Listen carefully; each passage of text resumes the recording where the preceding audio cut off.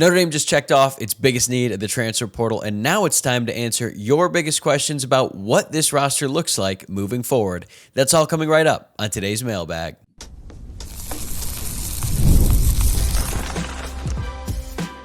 You are Locked On Irish, your daily podcast on the Notre Dame Fighting Irish. Part of the Locked On Podcast Network, your team every day. What is up? Welcome in to Locked On Irish, your daily home for Notre Dame football. We are part of the Locked On Podcast Network, now the #1 sports podcast network, all thanks to your support. I'm your host, Tyler Wojciak. I graduated from Notre Dame, and now I'm a producer at Fox Sports, and I've been covering the Irish for the last 5 years. Today is Friday, January 16th, so happy Friday, everybody, and thanks as always for making this your first watch or listen of the day. And I can think of no better way for you to start your weekend than by subscribing to this show on YouTube or wherever you get your podcasts. We're closing in on 15,000 subs on YouTube, and we really appreciate all the support, so go ahead and hit that subscribe button. Today's episode is brought to you by FanDuel. The college football playoff is here, and FanDuel is the best place to get into the action all playoff long. So visit FanDuel.com to get your college football playoff profit boost every game day. We have got a loaded Friday mailbag to close out a very busy week on this show. But we got to start with Notre Dame landing Oregon defensive tackle Tionne Gray and why that commitment officially solves their biggest need going into the portal. From there, we'll dive into your questions on the defensive line outlook in 2026, who is going to start at nickel, and a lot of you are thinking of one player in particular who I don't necessarily agree with. We'll explain why in segment 2. We'll also touch on the backup quarterback situation and which running back could emerge behind AneYas Williams next season. Then we'll wrap things up by taking a look at the big picture, identifying the most underrated portal addition in this cycle, and whether there's anything about this roster that is still cause for concern. But we begin with the biggest news update from Thursday. Former Oregon defensive tackle Tionne Gray has signed with Notre Dame. And I'm just going to get ahead of this right now. At one point this season, I am going to accidentally call him Theon Greyjoy, the Game of Thrones character. I've already done it twice, but not on this show. Just warning you now, it's going to happen. But now that he is officially signed with Notre Dame, the Irish have now completed the most important task of this transfer portal cycle. Notre Dame needed to land 2 starter-caliber defensive tackles. There were no concessions on this. They either landed 2 high-quality interior defensive linemen, or they just simply did not do enough in this window. It's really that simple. They addressed part of that need by landing Francis Brewu, the defensive tackle from Pittsburgh, but they wanted a second defensive tackle. They needed a second defensive tackle, one with a different skill set than Brewu, and then they added Tionne Gray. Plus, both of these players, Brewu and Gray, have multiple years of eligibility remaining, which not only stabilizes the position for 2026, but sets them up well in the future.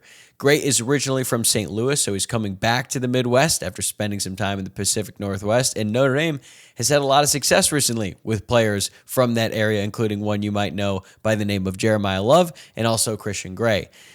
This Gray, Tionne Gray, is listed at a whopping 6'6", 336 pounds, and that size immediately separates him from just about every Notre Dame player on this current roster, and honestly, past rosters as well. I can't imagine a player who is that tall, 6'6", and weighed that much in a really long time. I mean, Louis Nix, rest in peace, was a huge dude, but he wasn't 6'6". So Tionne Gray is a massive dude that can anchor the middle of this defensive line. And after redshirting his first season, Gray appeared in 13 games in 2025, logging just over 230 snaps on one of the deepest defensive lines in the entire country.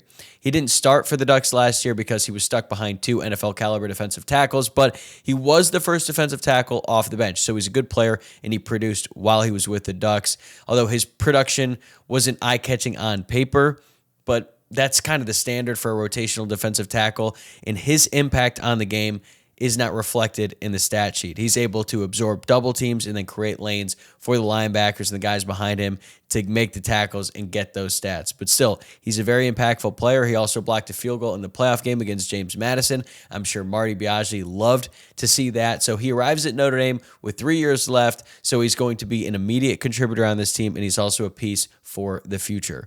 So how did Notre Dame get this done? Well, once Gray entered the portal a few days ago, Notre Dame moved very quickly, and they were immediately on his radar. I don't think it takes Sherlock Holmes to recognize that Gray was a player the Notre Dame staff had circled well before he truly became available.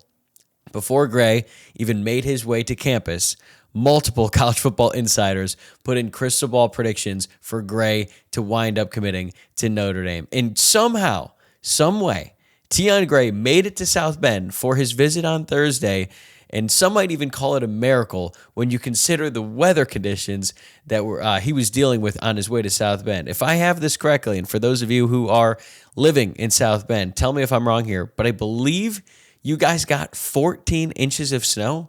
I saw some of the videos, man. It is truly insane to see. And as someone who lived there for 4 years, we certainly got a lot of snow during my time there, but I can't remember 14 inches of snow in one night.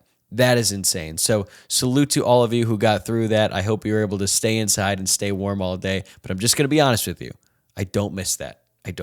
But hey, it didn't matter to Tionne Gray. He committed anyway. And I made the joke on Twitter that Gray may never leave South Bend, whether he wants to or not. That was obviously before he committed. But fortunately, it seems like he wants to be there and be part of this team going forward. So what is Notre Dame getting in Tionne Gray? Well, he fits the mold of a nose tackle. He's massive. He plays with pretty solid pad level for a guy who is 6'6", and he holds his ground at the point of attack.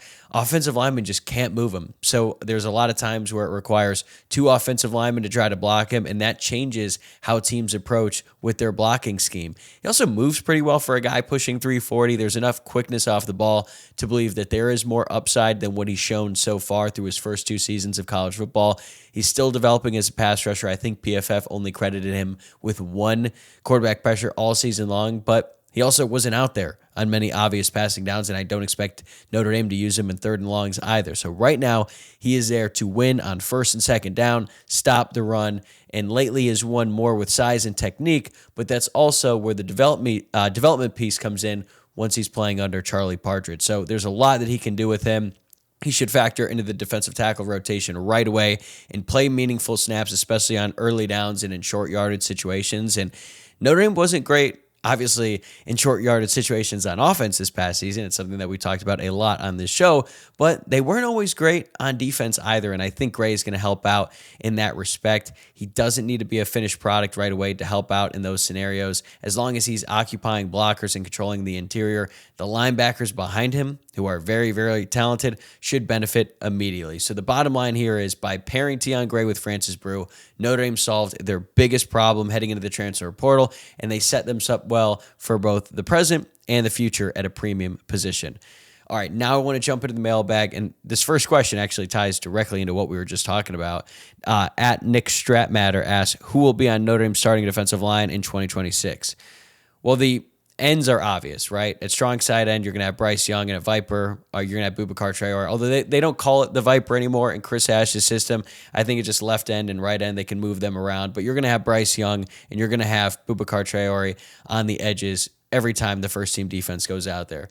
At defensive tackle, I think it's going to be Francis Brewu. I think he's a day one starter. He is definitely a plug-and-play guy. And then at nose tackle, if Jason Onye is granted another year of eligibility, I would expect him to start. But if it's not him, I think it's going to be Tionne Gray. But obviously, there's going to be some guys behind him who are going to have a say in that. So I think that's the first team unit. We'll see what happens with Jason Onye. I'm not expecting an answer anytime soon. I really don't know when to expect an answer, if I'm just being completely honest with you. So at this point, now that Notre Dame has Gray and Brewu in the fold, if they do get Jason Onye back, that's just like an added bonus, right? And the position would be in even better shape going forward. Now, as for the second team defensive line unit, I think Keon Keeley is going to be right there behind Bryce Young at the strong side end position. Armel Mukam could be the defensive tackle now that he's coming back to Notre Dame after a very brief stint in the transfer portal. And then at nose tackle, it's probably going to be either Elijah Hughes, who I thought performed pretty well during the second half of this past season, or Cole Mullins. And then at Viper, I think it's Logan Thomas. It's his time to shine, man. He's been in the program for 2 years. We've heard good things about him. He's had some nice moments on special teams. I mean, he blocked the punt in the first quarter of that game against Texas A&M, but he's got all the tools to be a really talented pass rusher. He has dealt with some injuries throughout his first 2 years of college, but I'd really like to see him take a big step forward. Maybe that happens under Charlie Partridge, but I think those are going to be your top 2 units. And then in the third team, it's going to be a lot of young guys like Rodney Dunham, Ebenezer Iwatade, and then Christopher Burgess is going to be fighting for some time at defensive tackle, Sean Civillano as well. And I don't know if you saw this, but the Notre Dame social media team put out some pictures of the team back for workouts, and Christopher Burgess looks massive. So we're going to be monitoring him throughout the spring and the fall as well, because he is a player who could insert his name into the rotation with a solid offseason. All right, one more question on the defensive line. At Johnny Mack asks, what developmental defensive lineman are you most excited to see Charlie Partridge work with?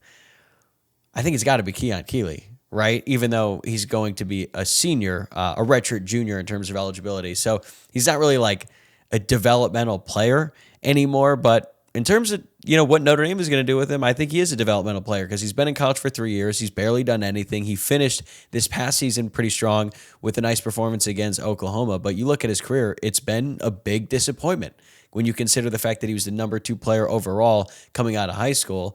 A lot of players who are the number 2 player overall coming out of high school go into the NFL after their junior year, not the transfer portal, and they're not trying to restart at a new place. But that is the case for Keon Keeley. However, he still has all the physical traits that made him a 5-star. He's huge. He has great length. He's really athletic. He's twitchy. He has a great spin move, all of that, but he just has not been consistent. So the issue for him at Notre Dame is going to be finding that right positional fit, because he could never figure it out at Alabama.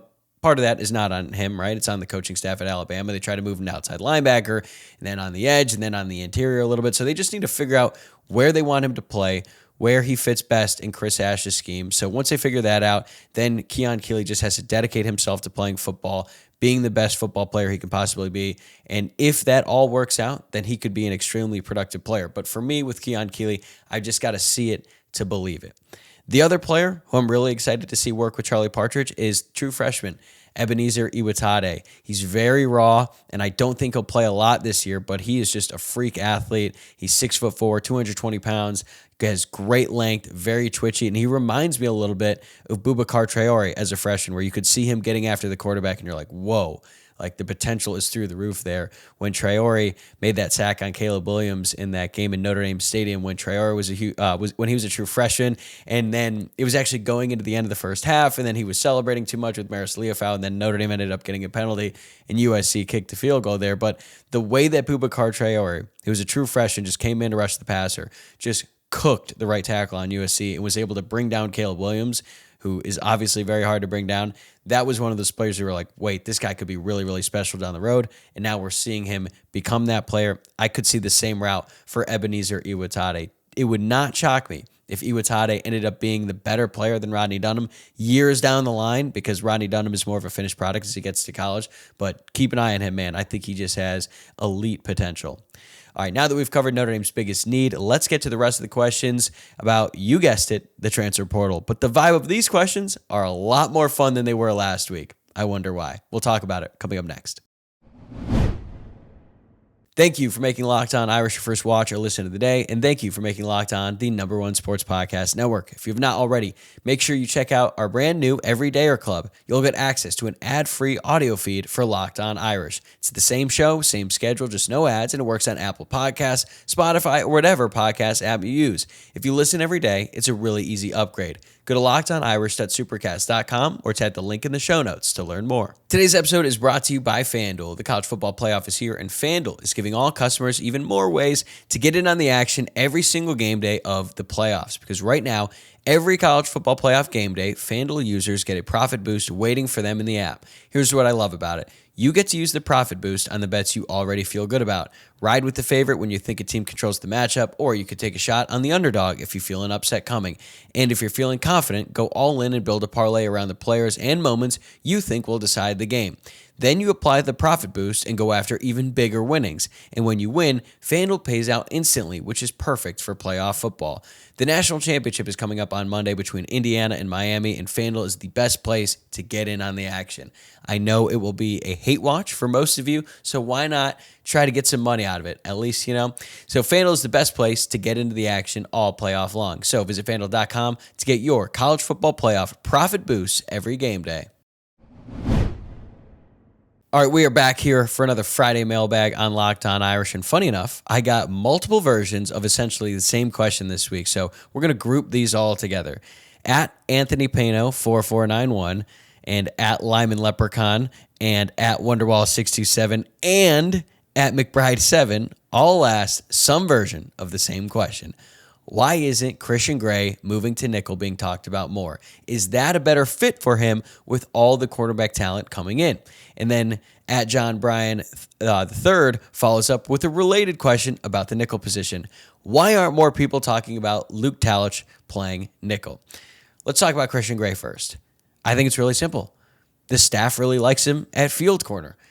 They could have moved Christian Gray inside to nickel last year when Devontae Smith went out and they benched Carson Hobbs. Like, that was the perfect opportunity to do it. If the staff had any interest in moving Christian Gray inside at any point, that was the time going into that game against Purdue. Instead, they decided to move true freshman Dallas Golden from the backup field corner spot to nickel with 1 week to prepare. Dallas Golden had not played nickel at all at any point in practice, and they were willing to take a true freshman and put him in that spot rather than Christian Gray. If they had any intentions of moving Gray inside, they could have done it because he was more experienced, and you would think that the transition on a week's notice would be easier for a guy like Christian Gray, who's been around for a little bit, than making a true freshman do it.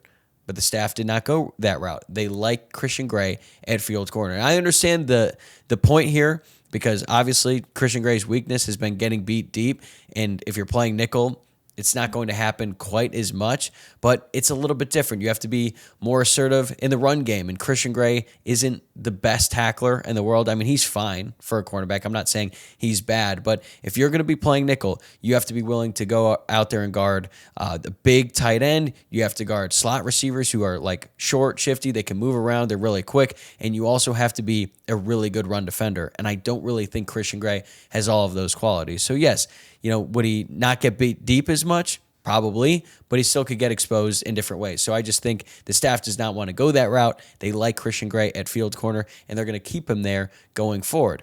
And when Marcus Freeman was asked about bringing in 2 transfer defensive backs this cycle, he mentioned that they were specifically looking for help at the nickel position. And the only player on the current team who Marcus Freeman mentioned by name was Dallas Golden. But when he referenced Dallas Golden, he said, would they move him inside? It was an if, not a thing that's going to happen. So to me, that suggests they would actually prefer to keep him outside, referring to Dallas Golden, and they just moved Golden there last year because it was an emergency. So my hunch is, based on all the information that we have available to us now, and again, things could change, but I believe they like DJ McKinney and Jaden Sanders at that spot better, even though neither one of those guys played nickel at their previous school, or in McKinney's case, schools, because he played at Colorado and Oklahoma State.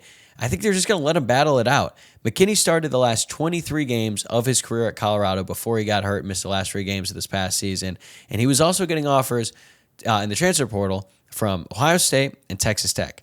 So if McKinney is getting offered from places like that, he's not going to go to a school where he doesn't think he's going to see the field. So I'm sure at some point during his visit and his conversations with the coaching staff, they mentioned the idea of moving him to nickel. And maybe the selling point is you have a better chance of making it as a pro if you play nickel, because maybe he's just not built for it on the outside, or maybe that's just what they're selling him on. So they're probably going to give McKinney the first look at the position, but that does not mean he's going to win it.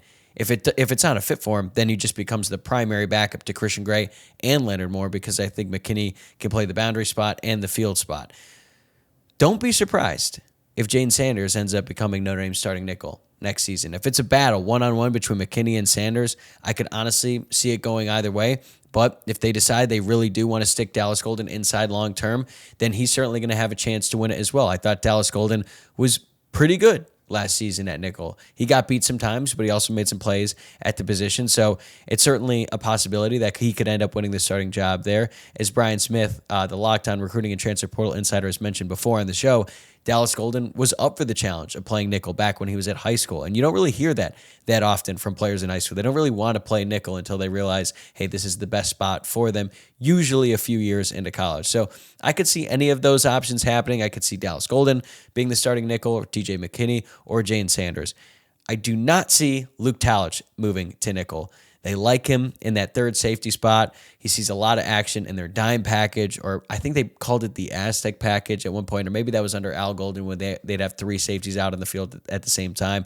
But Luke Talich is really good in that role. I don't think he would be as good in the nickel role because he's not really great at man coverage. Like, are you going to put him in press man against a tight end near the line of scrimmage? I just don't see that happening. I think you would be actually taking away from his playmaking ability, whereas if you just kind of put him in the back end of the defense and let him make plays, we've seen how good he is at that. So as for the nickel position, I don't think it's going to be Gray. I don't think it's going to be Talich. It's going to be either McKinney, Sanders, or Dallas Golden. All right, next up. At Wayne McVeigh, 9467 asks, for the backup quarterback, do you see Notre Dame picking up a late portal player? And if they don't, what are your early thoughts on the battle for QB2?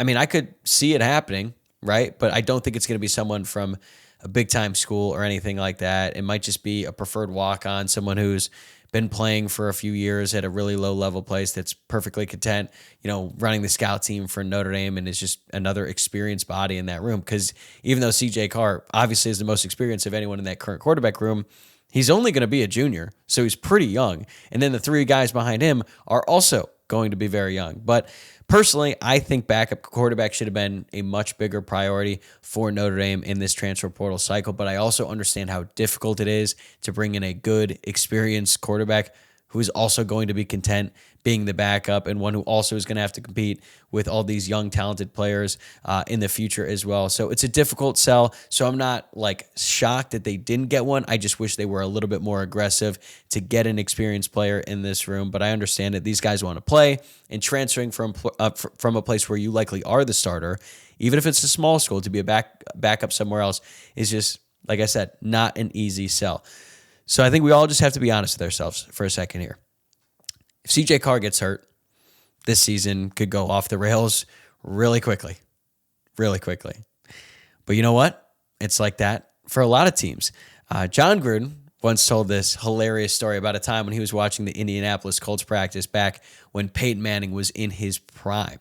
And Gruden asked the legendary Tom Moore, who was the offensive coordinator with the Indianapolis Colts, hey, why aren't you guys giving the backup any reps? And Moore replied, well, if 18 goes down, we're fucked, and we don't practice fucked. That's basically the reality for Notre Dame going into 2026. It wasn't that way last year when they had Kenny Minchey because, Kenny Minchey was a really talented quarterback, competed really hard for that starting quarterback job, and now Kenny Minchey's getting probably over $2 million to be the starting quarterback for the Kentucky Wildcats in the SEC. So it wasn't the case last year for Notre Dame, but man, it is the case this year because right now you're looking at a three-way battle between Blake Hebert, a redshirt freshman, Noah Grubbs, a true freshman, and Teddy Gerard, a true freshman who just reclassified. And he's not even on campus yet. He'll get on campus in the summer. And Hebert has been in the system for a year, but based on everything I have heard, I highly doubt that Blake Hebert will be the backup this season, and I doubt he is going to be in the cards for the Irish in the future. And I know that some people, kind of liked what they saw in Blake Hebert, and maybe he turns things around. I'm not completely ruling him out or anything like that, but you have to remember, they just threw in Blake Hebert into the class very late in the cycle because they went all in on Deuce Knight, and then he ultimately decommitted and went to Auburn, and now Deuce Knight is on his way to Ole Miss. I think I bet someone $1 million that Deuce Knight would transfer after his freshman year, so someone knows me, $1 million. But anyway, Notre Dame didn't have a quarterback in the class. They needed a backup option. They got Blake Hebert. Based on what I had heard, I don't think Clemson was that upset to lose him. So ultimately, I think it's going to be a two-way battle between Noah Grubbs and Teddy Gerard. And of those two players, I think Teddy Gerard probably has the most raw talent. But again, even though he's old for his age, he should be a senior in high school. So would you really want to put out a player who's a true freshman who should be a senior in high school when C.J. Carr goes down? These are questions you have to deal with. But you also have to deal with the fact that if you do bring in an experienced backup, you might lose Teddy Gerard to the transfer portal, or I don't even know if you call it the transfer portal. Maybe just commit somewhere else. So these are all very difficult questions that Marcus Freeman and the Notre Dame offensive coaching staff have had to deal with. But right now, it looks like they're going to go with some combination of Hebert, Grubbs, and Gerard to be the backup. And it'll be an interesting position battle to watch because Notre Dame has gotten pretty lucky at the quarterback position in recent years, but it doesn't always work out that way. So we will be monitoring that as well. All right, next up, at Marks the Idol of the Idol 15591 asks, we all figure AneYas Williams is the number one running back. Who do you think will finish second on the team in rushing in 2026? Based on the amount of questions I received about the running backs, not just this week, but last week as well, I get the sense that people are worried about the position, or They just simply have a lot of questions. I mean, the running backs are obviously going to take a step back going into next season because they have to. They just lost, I believe, the greatest running back in school history in Jeremiah Love, and Jadarian Price is probably top 10, maybe even top 5 running back in school history. So they're going to take a step back, but still, they have a lot of talent in that room. I'm not sure AneYas Williams will get to 1,000 rushing yards in the regular season, but I think he could absolutely come pretty close. He's a really talented running back who forced his way onto the field as a true freshman, especially in some critical moments in playoff games, despite the fact that Jeremiah Love and Jadarian Price were ahead of him. Jeremiah Love was hurt for most of that playoff run, but still, AneYas Williams is getting carries against Indiana, and he made some big plays against Penn State, obviously. So we know he's a really talented player, even though we didn't see him a ton on Saturdays this past fall. He's not going to have as many breakaway touchdowns as Love and Price, but that's fine. So I feel confident about AneYas Williams at RB1. As for RB2, I mean, my early read on the situation is that it's going to be Nolan James Jr. I know he didn't impress that much this past season, but he was mostly coming in garbage time when the game was already over. But during fall camp, before 2025, there were rumors that Nolan James Jr. could actually beat out AneYas Williams to become RB3. That didn't happen, obviously, but the fact that there was even a consideration tells you how talented it is and how high the staff is on him. Nolan James has to get a lot stronger this offseason because he looked small every time he was out there on the field on Saturdays. But we have seen running backs transform their body from freshman year to sophomore year. I mean, just look at Kyren Williams. Williams was sort of on the other end. He was a little bit chubby in 2019, his true freshman season. Then he reshaped his body in the offseason and broke out in 2020 as one of the best players on the entire team. He was one of the best running backs in the country that year. And Nolan James Jr. was actually already drawing comparisons to Kyren Williams during the spring. So it wouldn't shock me if Nolan James Jr. took a similar leap. I'm not saying he's going to be as good as Kyren Williams next season, but I think his game is going to take a huge step forward going into his redshirt freshman season. I'm a little bit unsure about Kedron Young, just given his injury, and we just haven't seen him much at all, but he could be useful in short yardage situations. As Marcus Freeman pointed out in his press conference, not all ACL tears are the same. Some are worse than others. I guess if there's a positive about Kedron Young's, it happened pretty early on in fall camp, so he should be ready to go at least for summer workouts. I don't think he's going to be a participant in spring practice because that's still like month 6 or 7, something like that.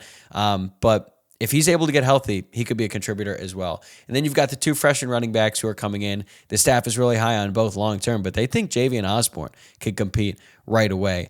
That would be a little bit of a surprise to me when you consider James is in front of him. You've got Young.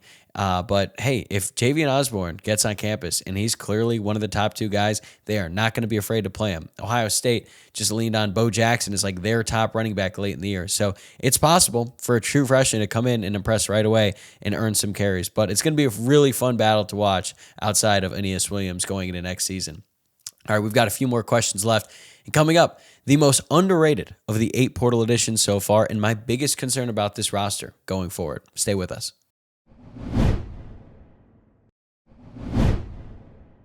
All right, we are back here on this Friday Mailbag. We just have 3 more questions left, and this next one comes from @ND Today. Who do you think is the most underrated addition in the transfer portal?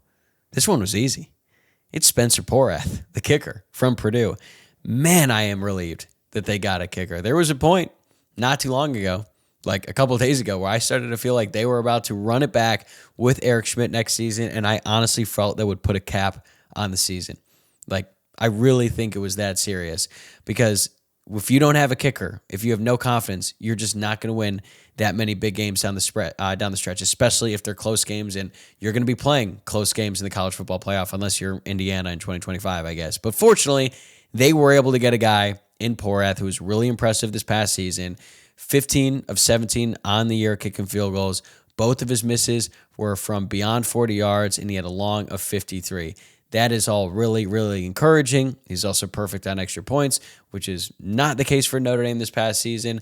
So what Porath is bringing over to Notre Dame from a number standpoint is much better than Noah Burnett's numbers the year before he transferred into Notre Dame, and they're honestly closer to Mitch Jeter. He didn't have quite the Money Mitch pedigree, but still, he was really consistent last year. He went 3 for 3 inside Notre Dame Stadium, so that in itself is a huge win. And for the love of God, they have got to keep him healthy.